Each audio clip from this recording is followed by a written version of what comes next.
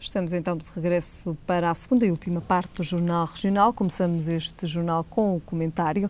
Hoje tem comigo Albino Almeida. Albino Almeida, muito boa tarde. Obrigado desde já pela sua presença. Começamos com as declarações de Marcelo Rebelo de Sousa ontem no programa Clube dos Pensadores. Marcelo Rebelo de Sousa diz que Rui Rio está em melhor posição do que Barroso ou Santana na corrida a Belém. Bem, em primeiro lugar, o professor Marcelo Rebelo de Sousa... Entre outros temas, claro. Sim. Não, eu gostaria de desvalorizar, com o devido respeito, esta posição. O professor Marcelo Rebelo de Sousa é um homem que já todos nós percebemos que tem uma febril atividade intelectual que se reconhece, mas às vezes, como tudo, aquilo que acontece quando há excessos é excessivo. Eu nunca ouvi Rui Rio falar da vontade de ser candidato à presidência da República. E estou convencido que o Dr. Marcelo Rebelo de Sousa quer é exatamente o contrário. É queimar uma candidatura, porque, bem ver, a partir do momento em que ela está posta assim na praça pública, daria a todos nós a impressão que o Dr. Rui Rio, que pode a todo momento afirmar essa vontade como qualquer cidadão maior de 35 anos em condição de ser eleito, parece fazê-lo a reboque. Se eu bem conheço o Dr. Rui Rio, com quem contatei na área da educação enquanto Presidente da Câmara do Porto e eu Presidente da Confederação Nacional das Associações de Pais, não parece que o Dr. Rui Rio tivesse gostado, apreciado por aí além esta tentativa de o lançar, que pode exatamente ser uma tentativa de o queimar. Do professor Marcelo Rebelo de Sousa, tudo é possível e o seu contrário também, por isso eu comentaria desta forma. É assim que interpreta estas palavras e também o Dr. Marcelo Rebelo de Sousa, suponho que faz parte daqueles que em Lisboa têm uma tese há muitos anos, segundo a qual está escrito nas estrelas que Rui Rio e António Costa se encontrarão na direção do país.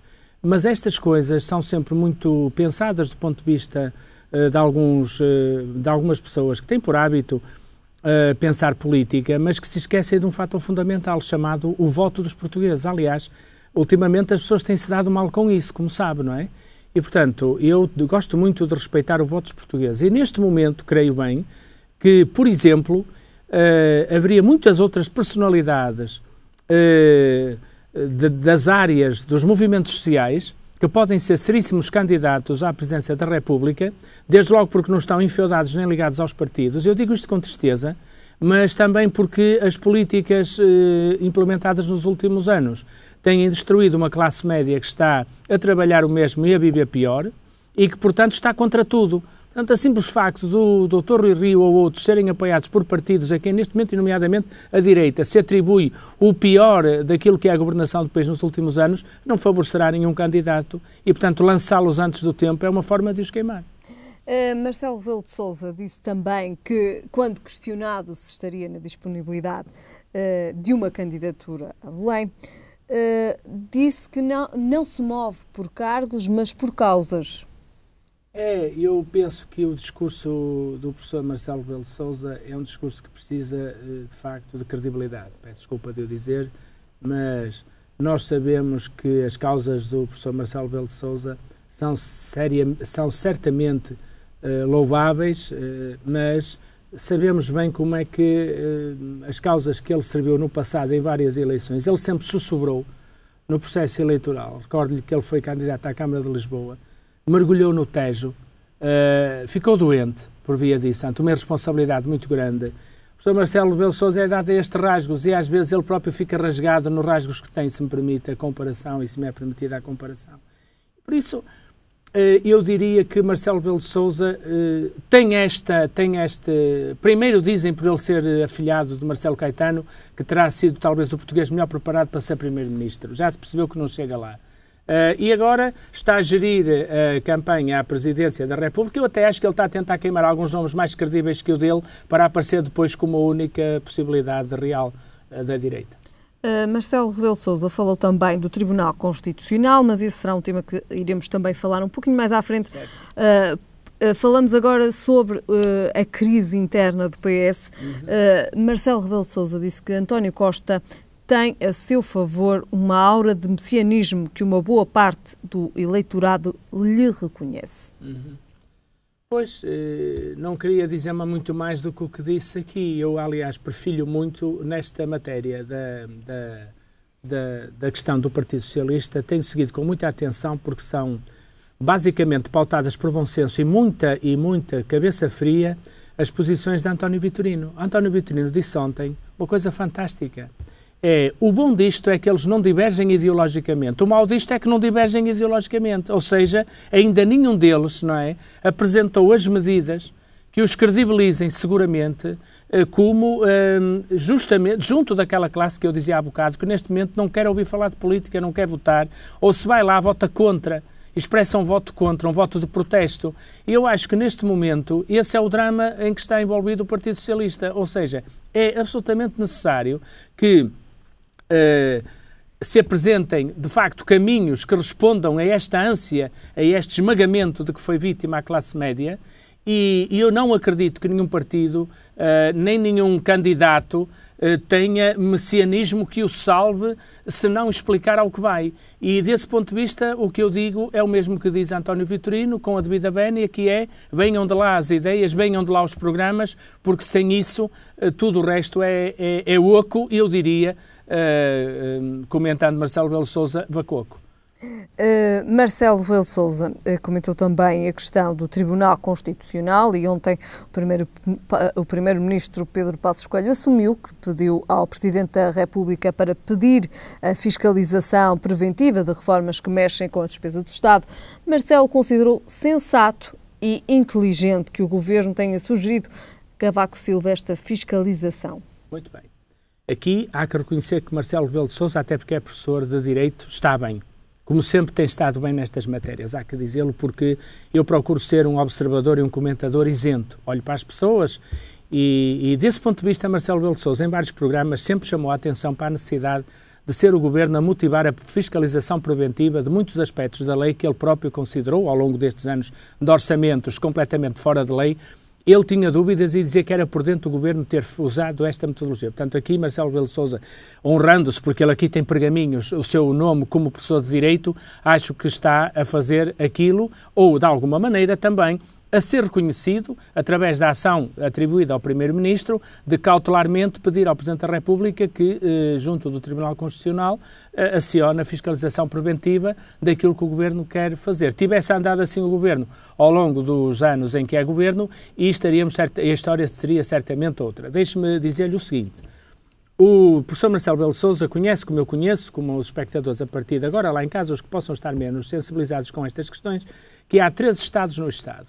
O Estado de Direito, o Estado Democrático e o Estado Social. Ora bem, a nossa Constituição tem estes 3 pilares no Estado. O Estado de Direito, lá para casa, é aquele Estado que nos garante as leis, o primado da lei e a segurança. Portanto, quando estamos a falar em reduzir o Estado de Direito, estamos a falar em reduzir, por exemplo, as Forças Armadas, em reduzir o recurso aos tribunais, em enfraquecer o nosso Estado de Direito. Quando estamos a falar de Estado Democrático, estaremos provavelmente a falar de mandatos, de estilos portanto, de modelos de eleição direta, uninominais, etc. E quando estamos a falar do Estado Social, estamos hoje a falar para um conjunto de portugueses que vai aumentando aqueles que estão em dificuldade, nomeadamente para pagar a renda de casa. Como ontem se percebeu, 150 mil famílias não cumprem com a banca, e nós temos que olhar para isto como uma tal realidade que depois desencadeia um voto de protesto. Portanto, eu diria que estes 3 pilares do Estado Social têm que ser muito bem vistos quando o Governo programa cargas de cortes ou cargas de impostos, porque, em boa verdade, há que redefinir a missão do Estado nestas 3 áreas centrais, perceber os meios que temos que lhes alocar. E este debate tem que ser feito, e é por isso que lhe digo que não há messias, não há ninguém que por nós resolva este problema sem este trabalho de casa. E, portanto, desse ponto de vista, diria que andou bem o Governo ao acautelar que o Tribunal Constitucional, seguramente, o que vai dizer nos seus, porque é princípio lógico, o Tribunal Constitucional, ao contrário do que foi dito estupidamente, não tem nenhuma agenda, tem princípios constitucionais para os quais olha, e desse ponto tem uma Constituição para fazer cumprir, e desse ponto de vista o Presidente da República, que também jurou fazer cumpri-la, devia, e se o fez bem, usar de prudência naquilo que é legislar por um governo cujo primeiro-ministro, quando candidato a líder do PSD, a primeira coisa que se lembrou de apresentar foi uma revisão da Constituição. Portanto, Passos Coelho, já o disse aqui, é coerente com ele próprio, governa à margem da Constituição porque ele não quer esta Constituição. O problema é que não basta ele não querer, é preciso que uma maioria qualificada dos deputados também pense como ele e o povo português valide esse pensamento. E até agora não tem validade. A vice-presidente do PST defendeu sanções jurídicas para o Tribunal Constitucional. Eu diria que há dias em que mais valia nem sair de casa. A doutora Teresa Leal Coelho, que aliás devia ser mais cuidadosa nestas matérias, porque era a mesma coisa que dizer que a Constituição não lhe agrada, é isso que ela quer dizer, porque ela patrocinou a tal proposta de revisão constitucional e, neste momento, sempre que os juízes não torcerem a sua vontade para conformar à vontade da doutora Teresa Leal Coelho, ela não se importaria, eventualmente, de criar mecanismos que pudessem condicionar a decisão de consciência dos juízes. Eu acho que toda a gente já percebeu, aliás, as pessoas atentas e as pessoas de direito manifestamente se demarcam completamente daquilo que foi a loucura que atravessou as palavras da doutora Teresa Leal Coelho. Só para terminarmos este tema, de facto, vamos esperar por esta fiscalização preventiva do Presidente da República? Lembrando, se me permite, cara amiga, o seguinte: o Governo disse, e agora ficou muito aborrecido do Tribunal ter tomado a posição que tomou. Aliás, o Tribunal tomou-a em votações bastante dispares de dentro, portanto não houve uma votação para um lado e outra votação para o outro. Os juízes encontraram-se e desencontraram-se em aspectos pontuais, mas há uma coisa que todos temos consciência. O que o Governo é que andou a vender a ideia de que isto era só enquanto estivéssemos sob intervenção. Ora, justamente o Tribunal esperou a saída para lembrar também que havia um compromisso de honra do Governo, que era: estas medidas são todas temporárias. Repare, andou bem agora o Governo quando disse: se nós aplicarmos estas medidas, já vai aqui o calendário do seu retorno. Isto é, nós vamos aplicar medidas por um tempo, podem ser 5 anos, e já vai aqui o calendário do seu retorno dentro de condições pré-estabelecidas. Isso é que é temporário. O que o Governo fez foi um passe de mágica. Como pensou, bom, os portugueses já se habituaram aos cortes, agora damos-lhe aqui um enquadramento, eles ficam definitivos e não negociamos, nem falamos com ninguém, nem explicamos porque é que isto é feito. E o Tribunal veio lembrar que o Governo tem as funções todas que estão previstas na Constituição. Uma delas é, de facto, a de governar de forma correta e ser verdadeiro, isto é, não dizer que é transitório enquanto estivermos sob intervenção, agora que a intervenção foi embora mantém-se tudo porque já estão habituados. E, portanto, era aquela história daquele banqueiro também, que é assim tipo a doutora Teresa Leal de Coelho, do aguenta, percebe? O Tribunal não aguentou e nós acho que também não queremos aguentar de qualquer maneira estas coisas. Muito bem. Passamos agora à educação, precisamente com os exames nacionais e precisamente com o Exame Nacional de Português. As expectativas?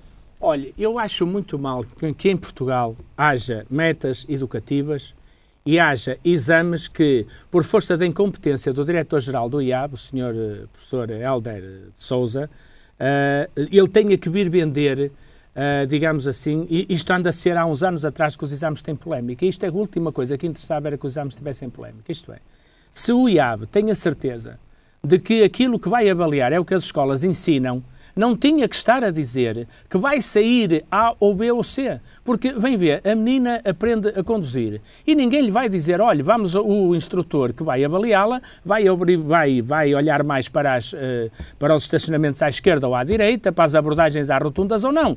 Em princípio, terá que estar preparada para uma abordagem integral, seja um estacionamento, seja a abordagem à rotunda, seja andar em autoestrada, seja andar em via urbana. Eu acho verdadeiramente inacreditável que alguém ache que são sérios os exames onde os alunos lhes é dito: vai ser a rotundas. E depois, a pessoa que faz os exames, afinal, não quer saber de rotundas para nada, quer é perceber se a pessoa, de facto, estaciona bem à esquerda ou à direita. Isto é a negação do princípio dos exames, a negação do princípio da própria avaliação, que deve ser feita a todos os conteúdos ensinados e que os alunos possam ter aprendido. O problema é que mora no GAB, há anos esta parte, um grande incompetente. Quero aqui mantê-lo, não altero nada, são borrascas atrás de borrascas com exames, agora é o exame de inglês que não está corrigido do Instituto de Inglês, enfim. E este senhor é incompetente enquanto estiver no lugar, mesmo que seja o mais, e se ele é o mais preparado para estar naquele lugar, está mal o país, porque efetivamente este senhor deixa uma marca brutal nos exames e na avaliação em si mesma, que tem tudo menos séria. E depois somos confrontados com isto, sabe? Eu tenho muito medo quando os alunos saem dos exames a dizer que foi muito fácil, porque normalmente eles enganaram-se, têm uma percepção errada. Quando saem as notas, verificamos que, afinal, a realidade não coincide com o pensamento dos alunos. Portanto, eu estaria prudente e cauteloso e acho que foi muito mau ter-se dito que ia sair A ou B ou C conteúdo para depois verificar que esse conteúdo não saiu e, portanto, isto é de uma imensa irresponsabilidade. Este ano os alunos estão mais descansados. O ano passado os exames nacionais ficaram marcados pela greve dos professores. Eu diria o seguinte, sempre defendi que os exames são momentos de grande responsabilidade. Primeiro temos exames a mais no país e à partida isso é uma matéria... Agora no quarto, sexto e nono. Sim. Isso não compara com nenhum país civilizado com os quais nos queremos comparar. Compara com o ministro retrógrado que olha para a educação como ela era quando ela andou na escola. E, portanto, perfeitamente retrógrado, o que é surpreendente para muitas pessoas, para mim não é, porque se deixavam embalar pelos cânticos, como se deixam alguns pelo Dr. Marcelo Rebelo de Sousa, muitos deixavam-se encantar pelo que o professor Nuno Crato escrevia no Expresso. A mim ele nunca me enganou. Sempre percebi que ele tinha, com aquela ideia do eduquês, sempre vinha para repor uma escola mínima, uma escola para alunos que queiram aprender, de preferência que já saibam alguma coisa quando lá entram, que as famílias ensinem em casa e a escola verifica só depois se eles aprenderam. Este é o conceito educativo de Nuno Crato. E, portanto, eu diria que, desse ponto de vista, a greve aos exames era também uma forma enviesada de contestação das políticas educativas. As políticas educativas são nefastas, são más, muito más, em boa verdade, mas não me parece adequado que a forma de as pôr em causa seja no momento em que os alunos, mal ou bem, com altas ou baixas expectativas, sentem que vão prestar contas num momento que devia ser tranquilidade e passa a ser uma instabilidade. Portanto, serei sempre contra a ideia de se usar os exames como forma de protesto contra as políticas educativas. Os exames nacionais que são um momento decisivo para os alunos. Para os alunos são, porque eles levam tudo muito a sério. E são, de facto, também um passo para poder ou não entrar no ensino superior. E sabe que está instituída por este governo uma lei de falta de confiança. Portanto, nós não temos confiança. Não podemos confiar, digamos, no Estado. O Estado derroga todos os compromissos que tem com as pessoas. Não podemos ter uma avaliação de confiança porque são envenenados antes, previamente, é dito, sem que o Ministro diga uma palavra, é dito que vai sair aquilo ou vai sair aquilo outro. Este é um governo que não tem cuidado nestas matérias que são centrais na educação, que é confiança. Confiar nas escolas, confiar nos alunos, nas famílias e nos professores. De maneira que, quando a desconfiança vem de cima, não é de estranhar que depois em baixo as coisas corram mal. Muito bem. Agora, uma notícia positiva. A Alfândega do Porto é o melhor espaço, ou melhor dizendo, foi considerado o melhor espaço para reuniões e conferências da Europa em 2014. Eu tenho essa percepção, sabe? Acho que há espaços fantásticos. Eu vim agora de um, em Gaia, que é a Cruz Vermelha, já agora aproveito que para o ano faz 150 anos, para divulgar aqui na RTV. Tem umas instalações magníficas em Gaia, que era uma fábrica que foi uma referência, fábrica de calçado para criança. Eu não vou dizer o nome por razões comerciais, podia dizer porque ela já não existe, mas enfim, foi uma fábrica na rua General Torres, que está perto do Rio, justamente do lado contrário à Alfândega, e de facto aqueles locais são locais belíssimos. Para o fim em causa é um hostal que servirá para o turismo, portanto para aquelas pessoas de idade que podem ali parar um dia ou dois e fazer turismo e ter cuidados. Patrocinado pela Cruz Vermelha, e eu diria que nós temos aqui esta fabulosa curva do Rio Douro, que permite em alguns pontos termos uma visão alargada ao mesmo tempo das duas margens do rio e tudo. São também locais extremamente aprazíveis. Estas construções, esta da Alfândega e a outra de uma empresa que era de uma empresa de calçado, foram construídas num tempo em que o pé direito era muito alto, não é? E por isso nós já percebemos que quando as casas têm menos de 3 metros, há um conjunto de doenças e de cansaço e de stress que quem tem que trabalhar nesses edifícios rapidamente vem a manifestar. O que significa que quando temos espaços altos, arejados, com ar natural, onde circula a luz e o ar natural, são de facto propiciadores de bem-estar. Quem está a trabalhar não sente cansaço na jornada de trabalho, tirando aquele que é o trabalho que está a executar. E eu acho que, para além do enquadramento paisagístico, a qualidade da construção que ali está e em muitas outras áreas da cidade do Porto e Gaia são de facto propiciadoras de mais prémios nesse mais reconhecimento nesse sentido. E é de facto então aqui claro. Um reconhecimento merecido para a Alfândega do Porto, que tem 22 salas espalhadas por 40 mil metros quadrados e que de facto foi reabilitado com o projeto de Souto de Moura na década de 90. E que ficou muito importante do ponto de vista do comércio internacional, justamente por ser ali que embarcava o vinho, que vindo do Douro, parava primeiro em Gaia para ganhar qualidade e depois sim vinha para o Porto para ser exportado. Muito bem, terminamos então com esta notícia. Albino Almeida, muito obrigado pela sua presença, até uma próxima, muito obrigado. Segundo o Sistema Nacional de Avaliação em Saúde, a grande maioria dos 128 hospitais avaliados pela entidade reguladora da saúde cumprem critérios de qualidade em termos de excelência clínica. Ainda assim, apenas 106 conseguem nota positiva em algumas áreas de saúde específicas. A grande maioria dos 128 hospitais portugueses cumpre os critérios de qualidade em termos de excelência clínica. Atualmente, estão abrangidos pelo SINAS, Sistema Nacional de Avaliação em Saúde, 162 hospitais dos setores privado, público e social, mas apenas 128 se submeteram à avaliação, que abrange áreas como a excelência clínica, segurança do doente, adequação e conforto das instalações, focalização no utente e satisfação do utente.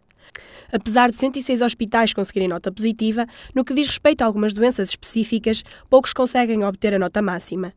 Os atuais resultados da excelência clínica reportam-se episódios com alta entre 1 de julho de 2012 a 30 de junho de 2013 nas áreas de neurologia, cirurgia de ambulatório, cardiologia, ginecologia, obstetrícia, ortopedia, pediatria, cuidados intensivos, cirurgia geral e cirurgia vascular.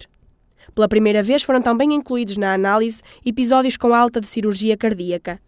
Ainda que a maior parte dos hospitais analisados possuam as características necessárias relativas à excelência clínica, existem diversas áreas em que poucas ou nenhumas unidades conseguem uma classificação máxima, como é o caso das pneumonias pediátricas, dos cuidados neonatais ou do infarto agudo de miocárdio.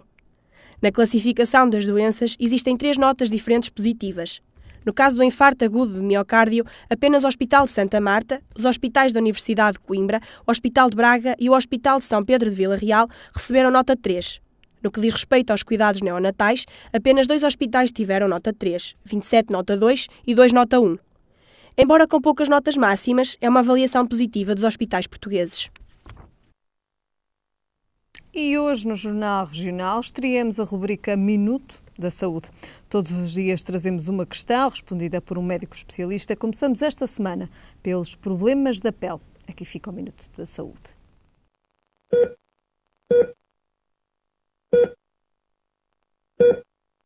O que é a tanorexia? Sei, minha menina, não sei o que é isso. Não posso explicar porque não sei o que é.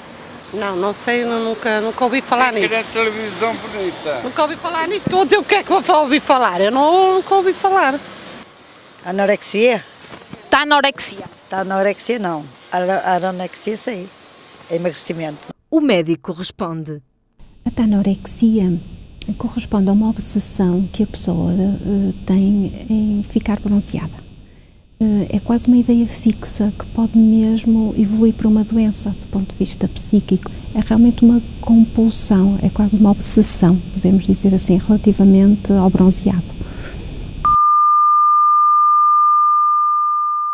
Os tribunais europeus têm cada vez mais condenações por insultos ou apelos à violência nas redes sociais contra governantes. Em Portugal também é crime e pode mesmo levar à prisão. É nas redes sociais onde cada vez mais se encontram frases de descontentamento no que diz respeito ao governo, por exemplo. Elogios e insultos não faltam nas redes sociais. O Facebook e o Twitter são espaços que permitem comentar o que quer que seja, muitas das vezes sem pensar nas consequências, o que pode, mais tarde, levar à prisão. E é no país vizinho onde encontramos o caso mais recente. Uma jovem de 21 anos foi condenada por prometer no Twitter que tatuaria a cara de quem desse um tiro ao primeiro-ministro de Espanha. A lei portuguesa diz que quem escrever uma mensagem nas redes sociais com incentivo ao crime pode ser responsabilizado pelo mesmo. Ofensas e ameaças são os crimes que se encontram nos posts e nos comentários das redes sociais. Por exemplo, em janeiro, um homem acabou condenado à pena de prisão de 16 meses por ameaçar matar o presidente dos Estados Unidos.